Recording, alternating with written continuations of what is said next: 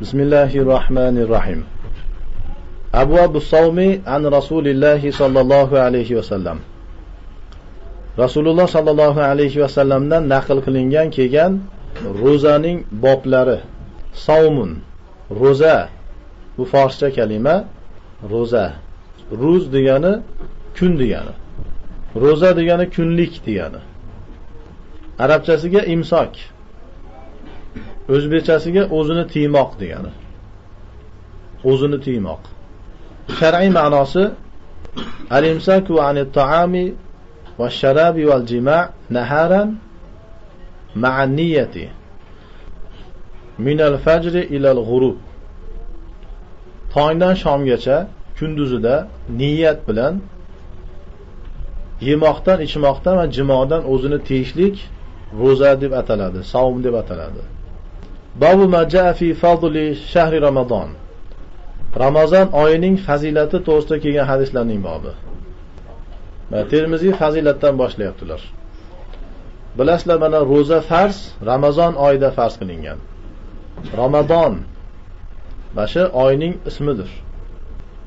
Ramazon degani yondirdi degani, kuydirdi degani. Ramazon degani yondirmoq, kuydirmoq degani. Issiqdan kuyib ketgan qora toshlarni ham ramda deyiladi.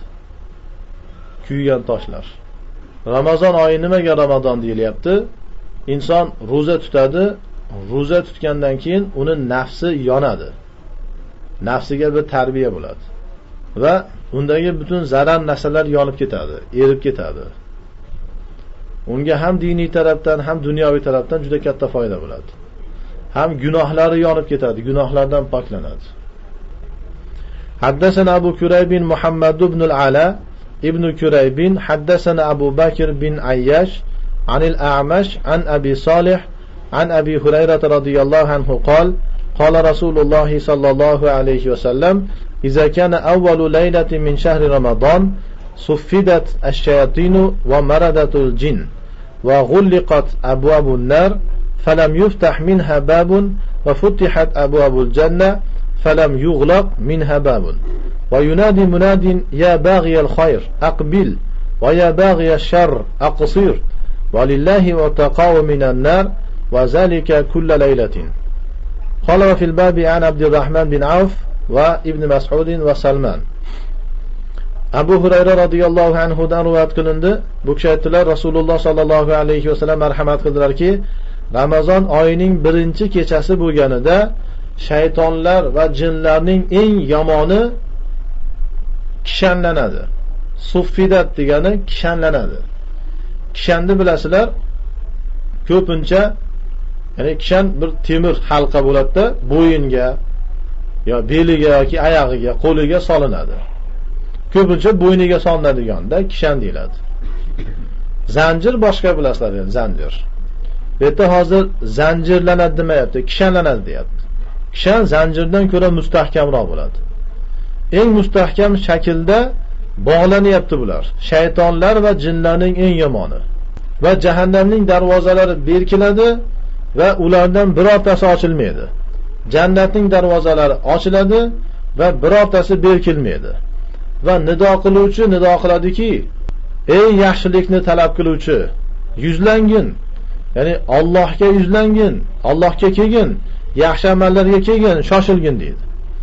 Ey yomonlikni talab qiluvchi, aqsir, o'zingni tiygin deydi. Gunohlardan o'zingni tiygin deydi. Va Alloh uchun jahannamdan ozod bo'lgan kishilar bo'ladi. Bu narsa har kechasi bo'ladi.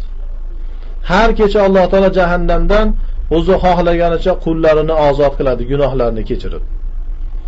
Termiziy aytdilar, bu bobda Abdurrahman bin Avfdan, Ibn Mas'uddan va Salmondan hadislar bor. Mana Ramazon oyi shunchalik barokatliki, Alloh taolo Ramazonda shaytonlarni bog'lab qo'yapti. Nimaga? Toki mu'min qullar xotirjam ibodat qilsin deb. Shuning uchun bilasizlar, ro'za namozdan ko'ra qiyinroq bir ibodat. Lekin namoz o'qimasdan yurgan insonlarni ham qarasangiz, Ramazonda ro'za tutib qoladi ular. Va kuniga 5 vaqt namoz o'qiy olmay turgan odamlar, qarasangiz kuniga 5 vaqt namoz ham o'qishadi, kechasi tarovehni ham o'qishadi 20 rakat. Qarang. Nimaga? Chunki Ramazon oyining o'zining bir xususiyati bor. Ramazonning barakatidan bu. Va ko'pchilik odamlar yomon qiliqlarini shu Ramazonda tashlaydi, o'zini isloh qilib oladi. Lekin albatta ba'zan yana bo'lib turadi. Shuni avomlar ko'p so'raydi mendan. Ramazonda shaytonlar bog'lanadi deyiladi. Lekin biz qaraymizki, xususan o'zbeklar Ramazonda ham shu janjal qilgan, fitna qilgan, urush, ursur. Bu nima gap bu? Shaytonlar bog'lanadi derdi. Men ularga aytamanki, mana shu yerda shaytonga sizlarni tuhmat qilishlaringiz bilinib qoladi. Bu Ramazondan boshqasida sizlar ham ish qilasizlarda, shayton badbaxt aldadida, vasvasa qildida, bizni urushtirdida, meni gunohkor qildida deysizlar. Mana Ramazonda shaytonlar bog'langan. Demakki, jinoyatni o'zlaringiz qilasizlarda shaytonga ontarib qo'yasizlar. Shaytonga tuhmat qilib. Shayton ham yoqasini ushlab qoladi hayron bo'lib. Va haqiqatdan ham shundayki, shaytonlar albatta bog'lanadi. Lekin Ramazonda yana gunohiga davom etib turganlar, demakki uning nafsi xabis, razil bir nafsi bor. Va bu gunohlarga odat bo'lib qolgan, singib ketgan uni badaniga. Yoki uni atrofida insondan bo'lgan shaytonlar borki, uni vasvasa qilib qo'ymayapti. Alloh taolo jindan bo'lgan shaytonlarni bog'lab qo'yadi. Unga shak yo'q. Jahannamning darvozalari berkilyapti. Allohning marhamatini qarang. Sizni jahannamga ketishingizni xohlamayapti. Jannatning darvozalari ochilyapti. Ba'zi boshqa hadislarda jannat nihoyatda ziynatlanadi. Va nido qiluvchi chaqiryapti, sizni qarang, buyruq qilyapti. Ey yaxshilikni talab qiladigan kelgin deyapti, yuzlangin deyapti. Kel mana amal qilgin deyapti. Amalni vaqti. Va Alloh taolo Ramazonning barakatini bilgan va Ramazonni g'animat bilgan kishilarni ozod qilaveradi jahannamdan. Ramazon shunchalik bir fazilatli oydir. حدثنا هناد حدثنا عبدة والمحاربي عن محمد بن عمرو عن أبي سلمة عن أبي هريرة رضي الله عنه قال قال رسول الله صلى الله عليه وسلم من صام رمضان وقامه إيمانا واحتسابا غفر له ما تقدم من ذنبه ومن قام ليلة القدر إيمانا واحتسابا غفر له ما تقدم من ذنبه. هذا حديث صحيح.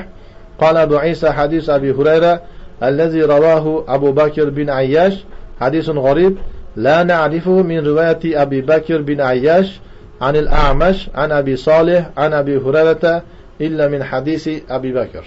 Abu Hurayra radhiyallohu anhu dan rivoyat qilinib, bu kishi aytdilar, Rasululloh sallallohu alayhi va sallam marhamat qildilarki, kimiki Ramazon oyida roza tutsa va qomahu roza Ramazonda qoyim bo'lsa, iymon keltirgan va ihtisob qilgan holatda, ya'ni shu rozasiga va kechalari qoyim bo'lishlik masalasiga iymon keltirib, Allohga iymon keltirgan holatda bo'lsa, aniq ishongan holatda bo'lsa va shirk kufr keltirmagan holatda bo'lsa, ihtisoban degani savobini hisoblagan holatda, Allohdan savobini umid qilgan holatda qilsa, insonlarga riyokorlik uchun emas, odamlar nima deydi deb odamlardan qo'rqqanligi uchun emas, dunyoviy maqsadda emas, faqatgina Alloh rizosi uchun qilsa, uni gunohlardan o'tganlarning hammasi kechiriladi. Qarang, o'tgan gunohlaringiz hammasi kechirilyapti. Ramazonda yuvilyapsiz mana. Shuning uchun Alloh taolo sizni jahannamdan ozod qilyapti. Va kimiki Qadr kechasida iymon keltirgan va ihtisob holatda tursa, iymon bilan ihtisob aytilindi. Uni ham o'tgan gunohlarning hammasi kechiriladi deyaptilar. Hamma gunohlaringiz kechiriladi. Bu sahih hadisdir. Abu Aysa Termiziy aytdilarki, Abu Hurayraning hadisi, ya'ni shu Abu Bakr bin Ayyoshning rivoyat qilgan hadisi. Bu g'arib hadisdir. Buni biz Abu Bakr bin Ayyoshdan va Amashdan, Abu Solih u kishi Abu Hurayradan keltirganini bilmaymiz, faqatgina shu Abu Bakrning hadisidan bilamiz xolos. قال وسألت محمد بن إسماعيل عن هذا الحديث فقال حدثنا الحسن بن ربيع حدثنا أبو الأحوص عن الأعمش عن مجاهد قوله إذا كان أول ليلة من شهر رمضان فذكر الحديث قال محمد وهذا صح عندي من حديث أبي بكر بن عياش. Termiziy aytibdilar, men Muhammad bin Ismoil Buxoriydan shu hadisni so'radim. Aytdiki, bizga Hasan bin Rabi aytib berdi. Hasan aytibdi, bizga Abu Lahvas aytib berdi Amashdan, Amash Mujohiddan, ya'ni shu Ramazon oyidan birinchi kecha bo'lganda degan so'zni va hadisni zikr qildi. Va Imom Muhammad Buxoriy aytdilarki, bu hadis meni nazdimda Abu Bakr bin Ayyoshning hadisidan ko'ra sahihroqdir dedilar.